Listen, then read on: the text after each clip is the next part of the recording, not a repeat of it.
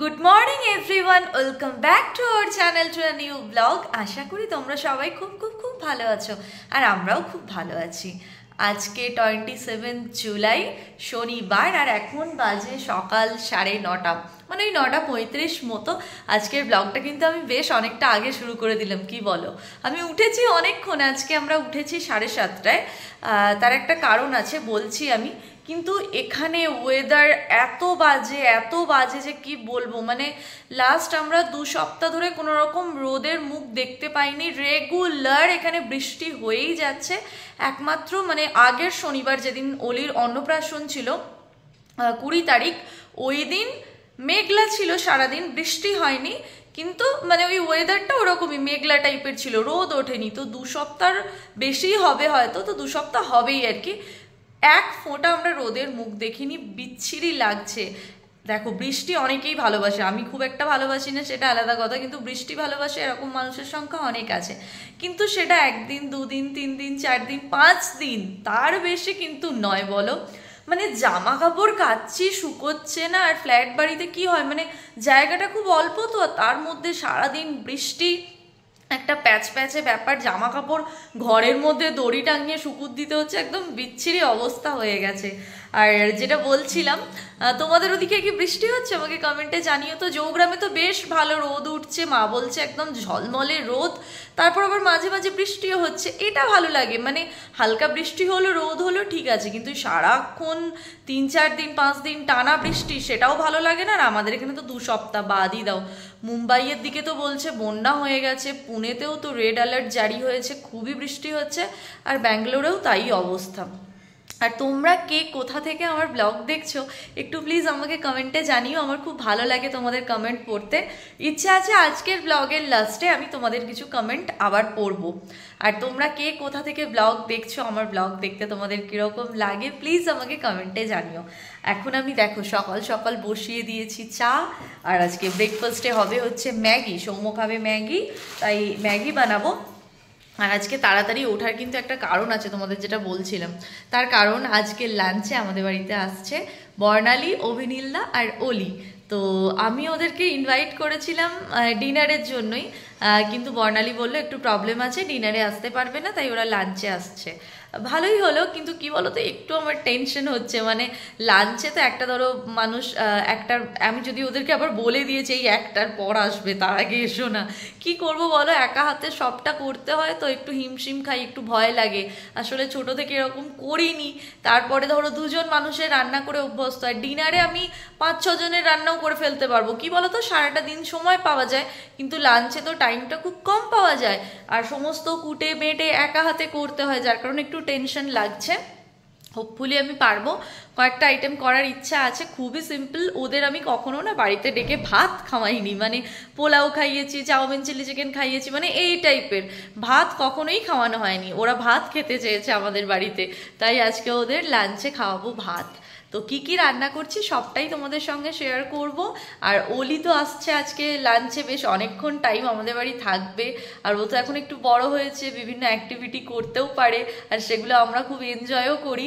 আর তোমাদের সঙ্গেও তো শেয়ার করি, হোপফুলি তোমরাও ভালোবাসো। তো আজকের ব্লগটা কিন্তু খুবই ইন্টারেস্টিং হবে, তোমরা কিন্তু ব্লগটা স্কিপ না করে দেখতে থাকো। এখন আমরা আগে চাটা বানিয়ে, চাটা খেয়ে একটু এনার্জি গেইন করে নিই, তারপর সৌমুকে বানিয়ে দেবো ম্যাগি। ম্যাগি খেয়েও বাজার যাবে চিকেন আনতে। আর চিকেন তো হবেই, আলু দিয়ে একটা ধনে পাতা দিয়ে পাতলা চিকেনের ঝোল বানাবো, ডাল বানাবো টমেটো ধনে পাতা দিয়ে, আর বানাবো পটল ভাজা, আর বানাবো পেঁয়াজ পোস্ত। এটা বর্ণালী আমার হাতে খেতে চেয়েছিল। আমার মনে হয় কেউ যখন আমার কাছে কিছু চায়, আমি এটা স্পেশালি করি, জানি না সবাই এটা করে কি না। আমার খুব ইচ্ছা হয় যে ছোটোখাটো জিনিস আমার কাছে যদি কেউ চায়, আমি যদি তাকে দিতে পারি, তাকে খুশি করতে পারি, আমার নিজের খুব খুশি লাগে। আমি জানি না তাকে আমি কতটা খুশি করতে পারি, কিন্তু আমার খুব ভালো লাগে। আর মানুষের জীবন তো, মানে আমার কাছে কেউ কিছু চেয়েছে, আমার মনে হয় আমি যত তাড়াতাড়ি তাকে সেটা দিতে পারবো, হয়তো আমার জন্য সেটা ভালো। তো যাই হোক, অনেক কিছু বক বক করে ফেললাম, এখন চাটা বানিয়ে নিই, চাটা খাই।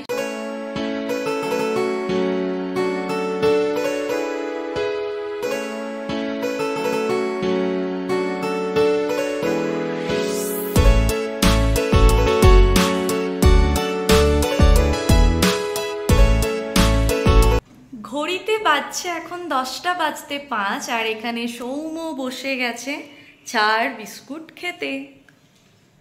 কি হাসছো কেন এত? না, ভালো লাগছে বিস্কুটটা খেতে। বাবা, এই আবার কোনো কথা হলো? আর এই যে 2 সপ্তাহ ধরে বৃষ্টি হচ্ছে, এতে তোমার কি মতামত?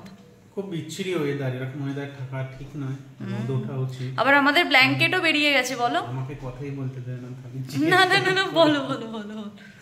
ব্ল্যাঙ্কেটও বেরিয়ে গেছে, ওয়েদার খুব ঠান্ডা, আর শীতও পড়ছে, পাখা তো চলছেই না অনেক দিন হলো, আর খুব স্যাঁতস্যাঁতে ওয়েদার। সব থেকে বিচ্ছিরি এটা আমার, যেটা খুব বিরক্ত লাগে, স্যাঁতস্যাঁতে ওয়েদার। এবার এটা একটু বেশি বকা হয়ে যাচ্ছে, আর বকতে দেবো না। এই যে এখানে গরম গরম চা, সৌম্য শুরু করে দিয়েছে চা খেতে, আমিও এবার খাবো।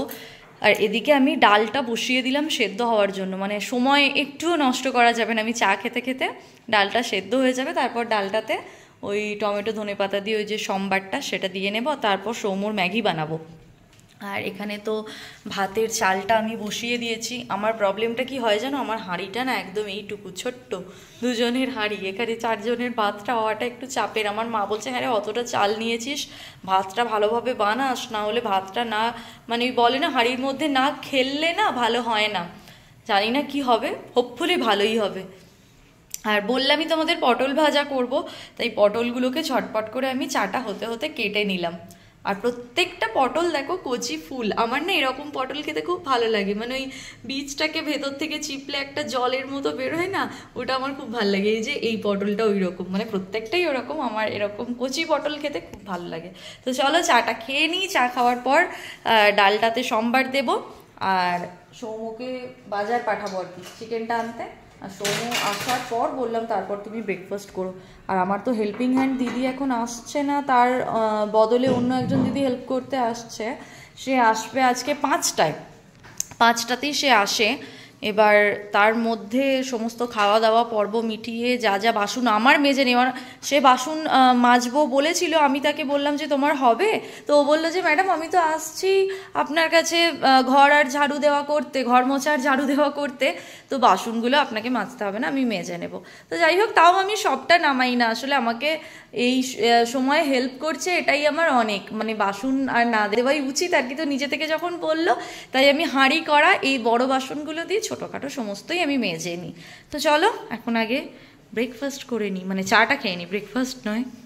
আমি তো যাচ্ছি এখন চিকেন আনতে, আর এতক্ষণ বৃষ্টি পড়ছিল না, আমি যেই বেরোলাম হালকা ইলশিগুড়ি বৃষ্টি চালু হয়ে গেল। ছাতা লাগবে না। সৌম্য তো চলে গেছে বাজারে, আর এদিকে আমার ডালটাও কিন্তু সেদ্ধ হয়ে গেছে। আর আমি এদিকে সম্বারটা দেওয়ার জন্য তেলের মধ্যে শুকনো লঙ্কা 5 ফোড়ন আর ধনেপাতা টমেটোটাকে ছোট ছোট করে কুচো করে একটু ফ্রাই করে নিচ্ছি, এরপর এটা ওতে অ্যাড করে দেবো, তাহলেই ডালটা কিন্তু আমার হয়ে যাবে। আর ডালটা নামিয়েই আমি বসিয়ে দেবো হচ্ছে পটল ভাজা, কারণ ভাতটা আমি লাস্টে করব, যাতে ভাতটা একটু গরম গরম থাকে। দেখবি ভাতটা এই ওয়েদারে গরম থাকলে খেতেও বেশ ভালো লাগবে। চিকেন নেওয়া তো হয়ে গেছে, এবার বাড়ি যাচ্ছি, দেখি রূপসা কি করছে।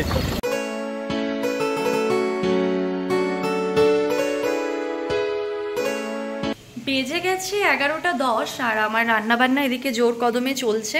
এখানে তো তোমরা দেখলেই ডালটা হয়ে গেছে, আর খুব ভালো খেতেও হয়েছে, সৌম্য একটু টেস্ট করে বলল।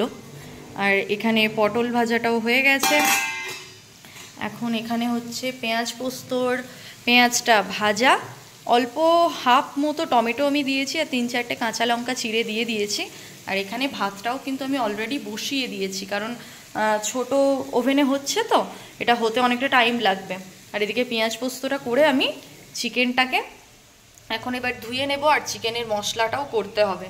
তো চলো ঝটফট করে কাজগুলো সেরে নিচ্ছি, ইচ্ছা আছে ওরা আসার আগে স্নানটা কমপ্লিট করে নেওয়ার, দেখি হয় কি না। ঘড়িতে তো এখন 12টা বাজতে 5, আর আমার রান্না কিন্তু অনেকটাই হয়ে গেছে। এখানে আমি মাংসের জন্য আলুটা ভাজতে বসিয়ে দিয়েছি। এখানে ভাতটা অলমোস্ট আর হয়েই এসেছে, ফ্যানটা এবার ঝরিয়ে নেব। আর এখানে পেঁয়াজ পোস্ত, ডাল আর পটল ভাজা, স্যালাডও কেটে নিয়েছি, সমস্তটাই হয়ে গেছে।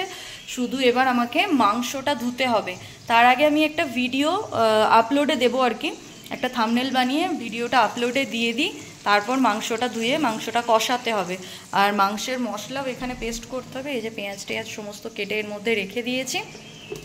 এগুলো করে রাখলে দেখবে অনেকটা তাড়াতাড়ি হয়ে যায়, কিন্তু আমি না কিছু করে রাখি না, ওই বাসি জিনিস করে রাখতে একটা কীরকম লাগে। যখন একদমই কাজের তাড়া থাকে সেটা আলাদা কথা, নাহলে চেষ্টা করি সঙ্গে সঙ্গে বেটে করতে, তাহলে টেস্টটা ভালো হয়। তো ওই জন্যই আর কি এখন ভিডিওটা আপলোডে দিই, তারপর মাংসটা করব। আর ওয়েদারটা দেখবে চলো একটু এখন যেন বেটার হলো, মানে রোদ উঠেছে বলবো না, একটু আলো আলো হলো, আর একটু হাওয়াও দিচ্ছে। কাল থেকে যে জামা কাপড়গুলো কেচে রেখেছি সেগুলো এখনও শুকোয়নি, এই হাওয়াতে এবার শুকিয়ে যাবে, ওগুলোও সমস্ত এবার তুলে দেবো। আর অভিনীল দাদেরও ফোন করেছিলাম প্রায় আধ ঘন্টা আগে, বললো অলিকে এখন বর্ণালী স্নান করাচ্ছে, ওদেরও বেরোতেই 1:45 মতো বাজবে, আসতে এখানে ওই 2 মতো তো বাজবেই, 1:45 তো হবেই মনে হচ্ছে আমার, তার আগে চানটাও হয়ে যাবে। তো চলো ঝটপট করে কাজগুলো আগে সেরে নিই। ঘড়ির কাঁটায় তো এখন 2:10 আর আমার সমস্ত কিছু অনেকক্ষণ আগেই কমপ্লিট হয়ে গেছে। আমি এবার স্নানে ঢুকবো, এই জায়গাটা পুরো মুছলাম, তো ভাবলাম তোমাদের একবার মেনুটা শেয়ার করে দিই, ওরা এখনও আসেনি আর আমি এবার স্নানে ঢুকবো। এখানে আছে গরম গরম ভাত, ভাতটা কিন্তু ভালোই হয়েছে ঝরঝরে, দেখো ভাবছিলাম হয়তো এই হাঁড়িতে হবে না, কিন্তু হয়েছে, গরম আছে ভাতটা এখন। এই হলো পেঁয়াজ পোস্ত, এখানে আছে পটল ভাজা, আর বাড়াবাড়ি, তার নিচে আছে স্যালাড, শসা পেঁয়াজ লেবু, টমেটোটা কাটলাম না, অনেকে টমেটো খায় না, মানে আমিই খাই না, তো ওই কারণে কাটলাম না, ওরা খায় কি না আমার মানে আমি ঠিক জানি না। আর এখানে তো আছে ডাল,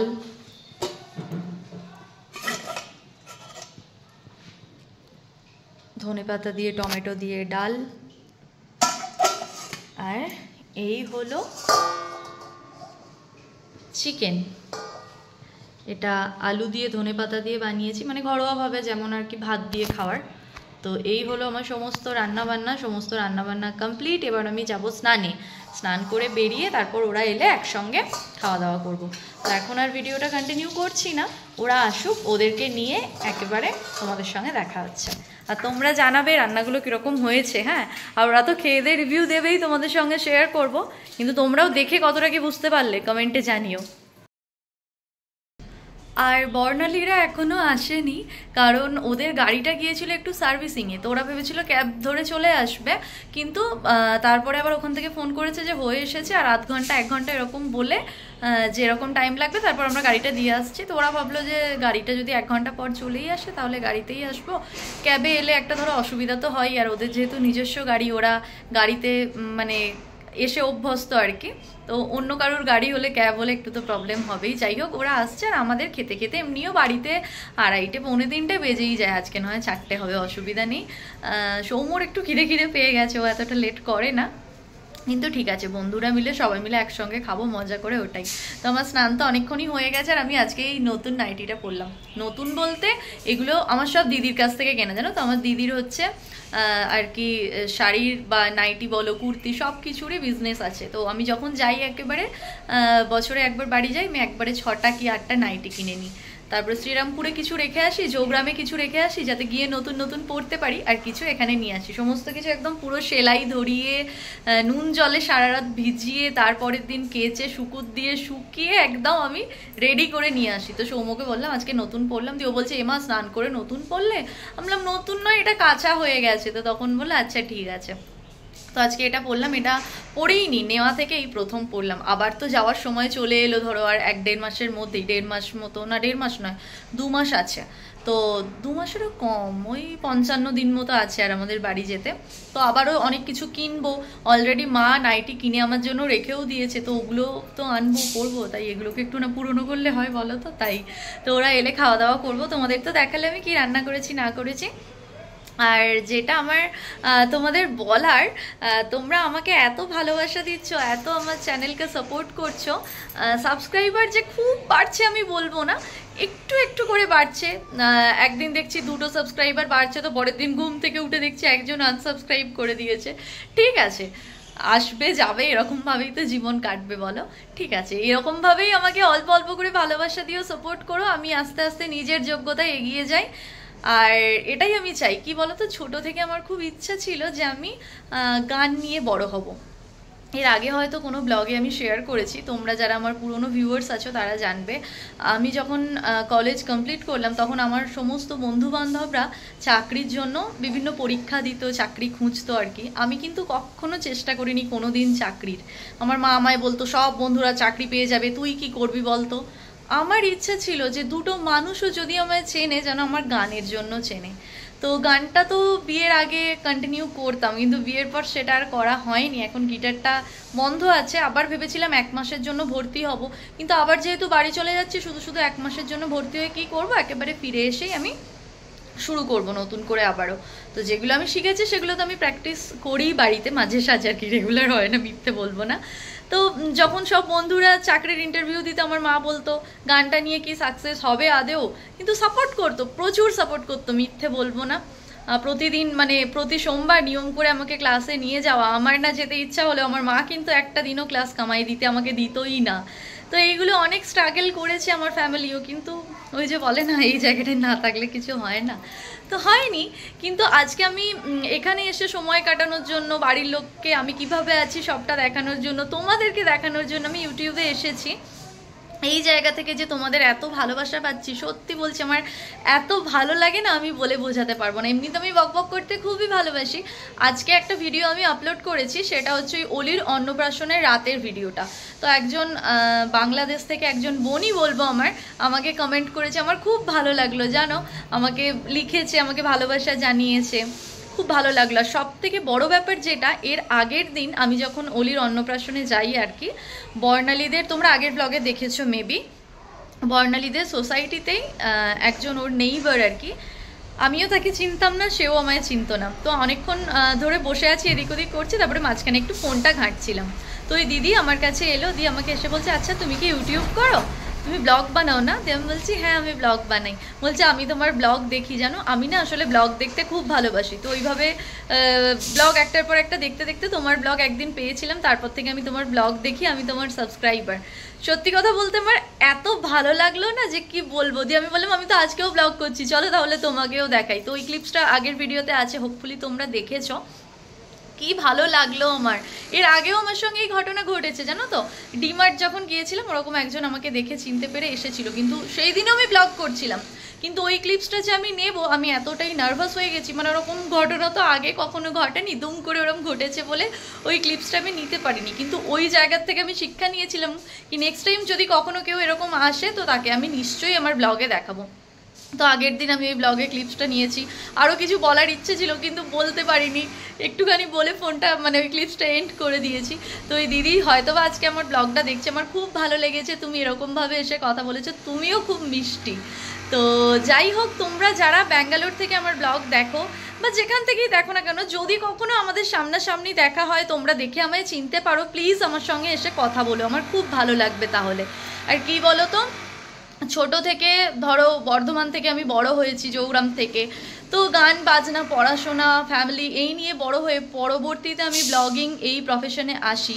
এই জায়গায় এসে যে ব্যাঙ্গালোরের মতো একটা জায়গা, যেখানে আমি মানে আমার স্বপ্নের বাইরেই ছিল ছোট থেকে, যে আমি ভবিষ্যতে কখনো এরকম জায়গায় এসে আমার বাকি জীবনটা কাটাবো, আমি ছোট থেকে কখনো ভাবিনি।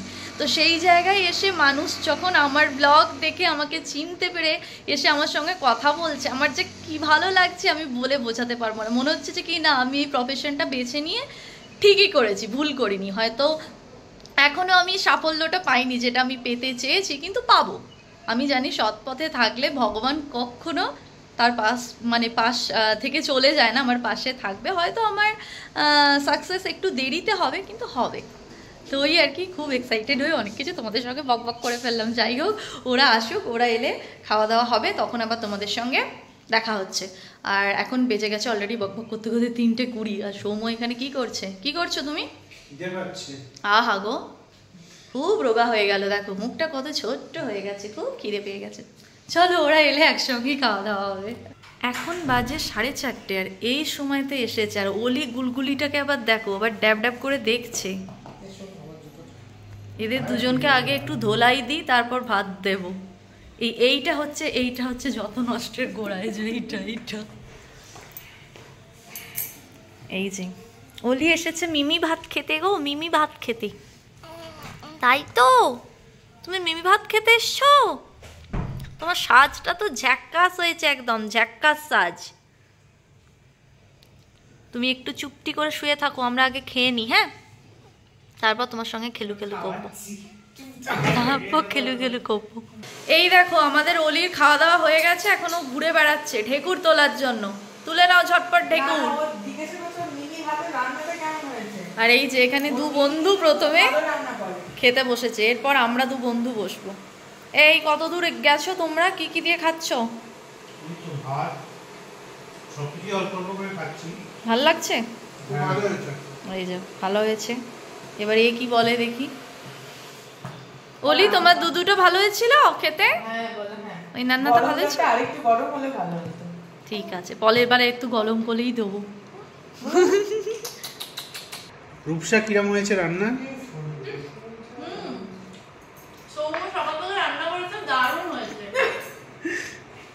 না না, খুব ভালো হয়েছে। প্রচন্ড খিদে পেয়েছে, এখন যা খাবো তাই খাবো। বর্ণালীর কিরম লাগছে? আমার তো অমৃত, মানে আমি সকাল থেকে খাইনি, ওই সেই এক প্যাকেট ম্যাগি খেয়েছি, আর এটা আমার দুর্দান্ত লাগছে। একটু কষ্ট করে ওদের খেতে হচ্ছে, মাটিতে বসে খাচ্ছে। নিজের বাড়ির মতো একদমই নয়। ওদের দু বন্ধু শাস্তি হয়েছে, ওদের ঘুরি ঘুরে একটু বেশি করে, তো আমাদের কিছু আছে না। আমি খুব আরাম করে খাচ্ছি, খুব আরাম করে খাচ্ছি। পোস্তটা হয়ে গেছে শোস্টপার। আমি বলছিলাম যে আমার কাছে পোস্তটা খেতে চেয়েছিলাম। আমি না, বড়। হ্যাঁ হ্যাঁ হ্যাঁ, ওই দিক কথা অভিনীত বলেছিল, ও বলেনি। আমাদের খাওয়া দাওয়া তো হয়ে গেছে, আর এইটাকে ছানাটাকে ঘুম পাড়িয়েছিল। ছানাটার চোখে ঘুম নেই, দেখো কেমন প্যাট প্যাট করে দেখছে, দেখো উঠে পড়েছে। ভাত খেয়েছে তো এখন একটু বড় হয়ে গেছে, 1 সপ্তাহ হয়ে গেল ভাত খাওয়ার। এই গত শনিবারই আর অনুষ্ঠান ছিল, আমরা এতক্ষণ সাজুগুজু হয়ে গেছে, আর এই শনিবার ছানাটা এখানে শুয়ে আছে, দেখো বদমাস, চোখে ঘুম নেই, আমার তাকিয়ে আছে দেখো প্যাট প্যাট করে। ও এখন ঘুমোচ্ছে ওর মায়ের সঙ্গে। এবার আমরা দেদার আড্ডা দেবো, আর আমার হেল্পিং হ্যান্ড দিদি এখনও আসেনি। ওকে ফোন করে বলেছিলাম যে 5:30টায় এসো, তো 5:30টায় এই জাস্ট বাজে, 2-1 মিনিটে ঢুকে যাবে হয়তো। আর আমরা এখন একটা লম্বা আড্ডা দেবো, আর লুডোও খেলবো আজকে, ইচ্ছে আছে। কিয়ান কিয়ান একটু তাতা কোলে দাও তো দেখি, একটু তাতা কোলে দাও। ওলে বাবালে, তাই তাই হচ্ছে, তাই তাই হচ্ছে। এবার আঙুল খাবে, এবার ডাঁটা চিবোচ্ছে। ওই এদিকে একটুখানি টাটা করে দাও, হাত গুরু গুরু করো তো দেখি, হাত গুরু গুরু, হাত গুরু গুরু করো। এতক্ষণ করছিল, ও বেটা বুঝতে পেরেছে ভিডিও করছে। ফক্কড়ি ফক্কড়ি। এই দেখো, এটা হচ্ছে আমাদের ছোট্ট ভাই। ছোট্ট ভাই এখন ওর দিদির সঙ্গে আড্ডা দিতে বেরিয়েছে, তারপর এসেছে ওর বম্মার কাছে। বাবা আবার কি করছে গো এটা, ও নিজেই নিজেকে মারছে। আর কি দেখছে বাড়ির ভেতরে কে আসবে। তো আমার বোন ভিডিও কল করেছে, তাই আমি ভাবলাম তোমাদের সঙ্গে একটু শেয়ার করি। পুজোর সময় গিয়ে, যদিও তোমরা পুজোর ব্লগে দেখতে পাবে আমার ভাইকে। ভাই এখন ওইদিকে তাকিয়ে কি করছে, আঙুল খাচ্ছে। আর এখানে দেখো আমাদের জমজমাট আড্ডা চলছে। এই দিকে হচ্ছে অলি, আর এই দিকে হচ্ছে কিয়ান। কিয়ান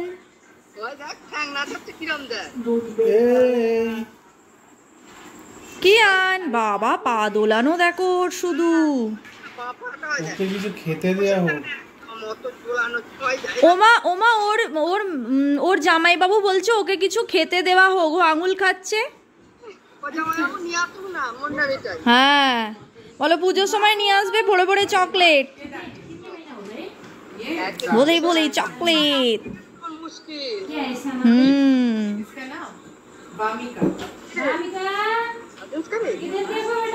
এই দেখো আমাদের দিদি আবার এখানে অলির সঙ্গে গল্প করছে।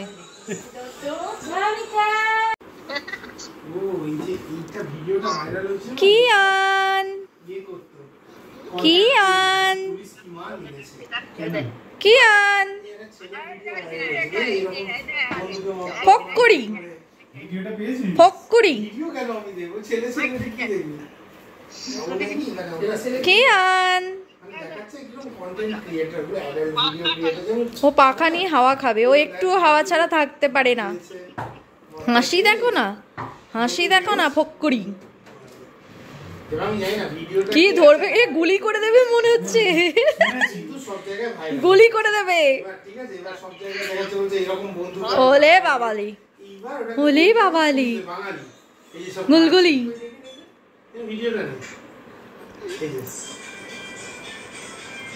চলে এসেছে আমাদের সন্ধ্যের গরম গরম চা। সৌমর তো এর মধ্যে সন্ধ্যে দেওয়া হয়ে গেল, আর আমি চা বানিয়ে নিয়ে চলে এলাম, আর সাথে বিস্কিট। আর আমাদের শুরু হবে এবার লুডো গেম, লুডো গেম। আর এই মেয়েটার চোখে একটু ঘুম নেই, সমানে এও এও কেও কেও করে যাচ্ছে, একটু এর ঘুম নেই, বদমাশ হয়ে গেছে, বদমাশ। হাই কোলে দাও তো, হাই হাই, আমি ওলি। ক্যামেরা অন করলেই হাসে না, এতক্ষণ ফক্করের মতো হাসছিল, ফক্করি ফক্করি।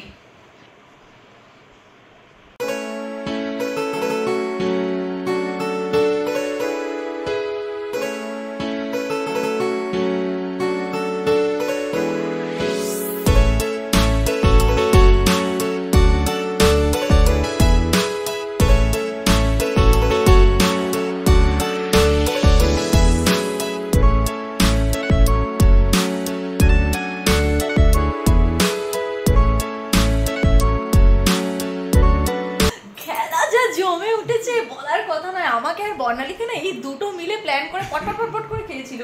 ওদের এই যে দুটো পাকা ঘুটি খেয়ে একদম এখান থেকে ঢুকিয়ে দিয়েছি ঘরে। এখন আমি আর বর্ণালী ফাঁকায় ফাঁকায় রাজত্ব করবো, আমরা টুক করে লালটা নিয়ে ঘরে ঢুকে যাবো, আর ওরা দুজন এরকম গালে হাত দিয়ে বসে থাকবে। ফাইনাল রেজাল্ট নিয়ে খুব তাড়াতাড়ি ফিরছি। দেখো আমরা কিরকম ওদেরকে গোহারা হারালাম, আমাদের দুই পড়লো, আমরা টুক করে উঠে গেলাম। আর এর মুখটা দেখো না, হেরে গিয়ে তাকাতে হচ্ছে না।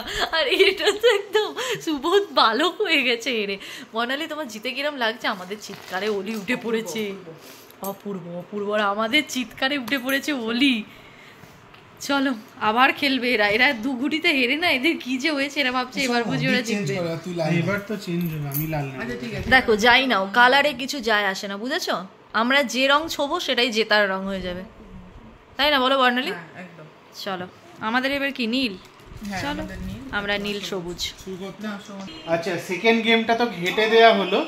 তো সেকেন্ড গেমে যেটা হচ্ছিল 5 গুটি ঢুকে গেছে, 5 গুটি আমাদের ঢুকে গেছে, ওদের একটা সব বের ধরে, ওদের সব বের ধরে আমরা জিততাম। তাই আমরা বললাম যে এই দুবার পেছাড়ারা হারবে, তো থাক বাবা এদের ছেড়ে দে। তাই সত্যি কথা না, আরে তুমি মনের মধ্যে ঢুকে গেছো, সত্যি কথা না, এই যে স্বীকার করতে পারছে। দেখো দেখো একটা বাচ্চা নিষ্পাপ, ও বলছে হ্যাঁ মিনি ঠিক বলছি।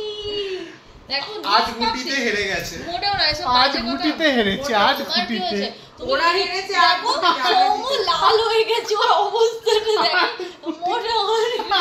আরে আমি তোমার বউ হই, আমি তোমার বউ, ও তোমার বউ নয়, আমি থাকবো তোমার। এটা সবচেয়ে বাজে হার ইতিহাসে, ইতিহাসে। তুমি একটা গুটি বার করতে পারে। আরে আমি তোমার বউ, এ তোমার বউ নয়, তুমি আমাকে খেলা হচ্ছে, তাহলে তুমি আমাকে এরকম বলছো হেরেছি করছো কেন? তোমরা তো হেরেছো না, হেরেছি না, আমরা খেলা 1-1 ড্র হলো, 1-1 ড্র হচ্ছে। হ্যাঁ আমরা এবারে ক্লিন জিতে গেছি, সত্যি বলছি, আমরা মানে ছেড়ে পুরো দিলাম, আমরা খেললাম না। যাকে বলে 10 উইকেটে জেতা সেই রকম জিতেছি। আমি তো জিতেছি, তো আমার জেতার এখানে এক্সপ্লেনেশন দেওয়ার কি আছে?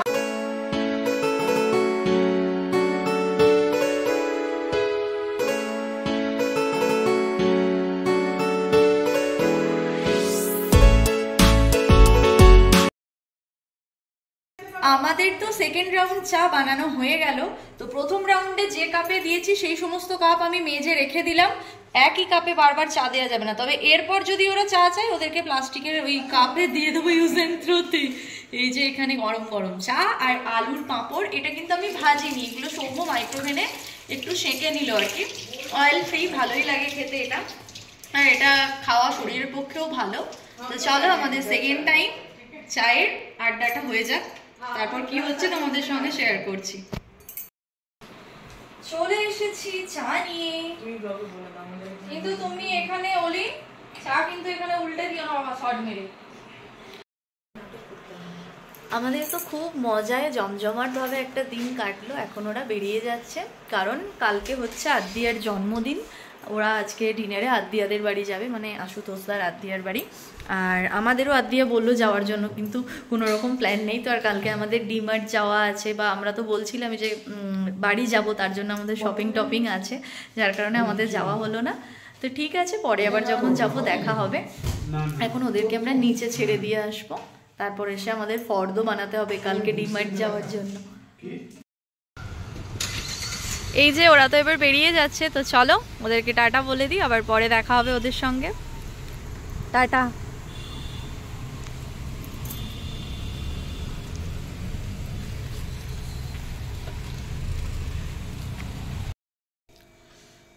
এখন বাজে 11:30,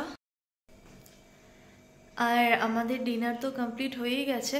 বর্ণালীরা ওই 9:30 নাগাদ বাড়ি গেল।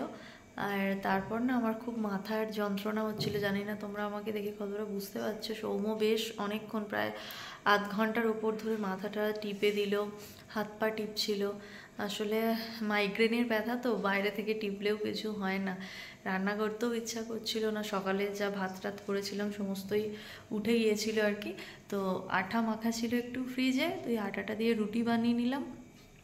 আর একটু আলু চচ্চড়ি, ওই বাটি চচ্চড়ি যেটা বলে, আলুটা কেটে ওই বাটির মধ্যেই সব কিছু দিয়ে বসিয়ে দিয়েছিলাম, সেটাই ডিনারে খেয়ে নিলাম। ও 3টে, আমি 1টা, 4টে রুটি বানিয়েছিলাম। ওইটুকুই আটা ছিল, কারণ আর মেখে করার মতো আমার ক্ষমতা ছিল না। মানে নেহাত না নইলেই না, সবসময় ওই বাইরে ধোসা টোসা খেতে ভালো লাগে না। আর একা সংসার হলে দেখবে এটাই হয়, নিজে না করলে তুমি খেতে পারবে না, তোমার শরীর খারাপ থাক যাই থাক তোমাকেই করতে হবে। আর কি বলো তো, আমি না কাল থেকে খুব টেনশন করছিলাম যে টাইমে সবটা করে উঠতে পারবো। তখন তো জানতাম না যে ওরা এতটা দেরিতে আসবে।